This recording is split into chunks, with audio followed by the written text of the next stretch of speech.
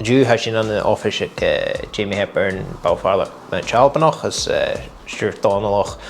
báfálamach agus ha mi sé gopur an son mar ramsagad. Ach ha mi cúteach na rúdnar náiste fartaí náiste na halpa drásda. Well ha Gàidhlig sa teolach acham va sauna barai a bhórcus me hiolach tú ma bháhead chaime sé tro fólam tre bhí na Gàidhlig an na nidanis ach nuair sin glúis mé gnéisian fear an teach mé an art scó. Va Jeffrey Rutten gamharing gus gan sgeama mis munching va mis sa chomhanáis noch manám sin agus va cúis na carichin acham cúteach a cúrastai son sgeama ach cúteach va féach am flat te an óhaid mar a féach a thula duine. Chofat is caine go va mis sa sgeama me himachlar dh'aois a hundiaach agus economat fe me dír chutáise chu get meisteach a réimi. Well an óhaid va mi sasan differ buin va mi am cheanarste a chomanáis nach agus is cuman na náisintoch cúteach is mar sin va sin gom chumó trang va mi cúteach clúch gamin chunam me chomáir meach va mi gachluchí ar fiochain. A va mi úsátálaide leis mar a chaidh gá sa sgeama. Rúdan sé díreach how a tócó rutan beca nach chail an a dóid nach chail móchail econám díreach bhí cleachdadh go làitheil chlàradh forgóine cainam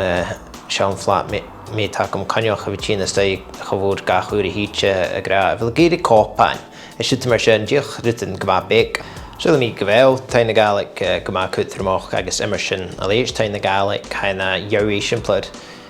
mar a ha luch gymrst an an alpa agus luch academicach cúteach a bhí céit immerst a bheith tachar sin nationale agus a bhí gahorsta steige galapa agus bhí gaharthúch an a dóid a bhíh fémadú ólaníach an alpa. Os sulla mí ghabhail a chanan gomádú tlúcheann tíir sé féin aineachams agus gan teolach acham is mar sin cúteach. An a dóid dúlacha bhí mína chu décho. Cúteach sa ha rút cho mór is imimeán í canan rút ach na farsco bhór gása gen fiús eachtaí bheith acham gurica seo. Agus cúteach deach ha hui bhór acham háastamsa mar a chanan ar a thuirsta röst is té súna gaine dhéanú rúrnan ha súna gaine bhín car dúach méid suúchan na canan ach mis munching gré a rutas cúteamícha go bhfuil sin go chleachdadh agus go bhfuil sin go bhfuil corman hán gus a chanan a chleachdadh agus ha Gàidhlig ar an tubhas thuirscá fé mar a mis munching ha differ corman a thuirscá fa mi hawl na Harvard the Juno paper and a hen agus ha mi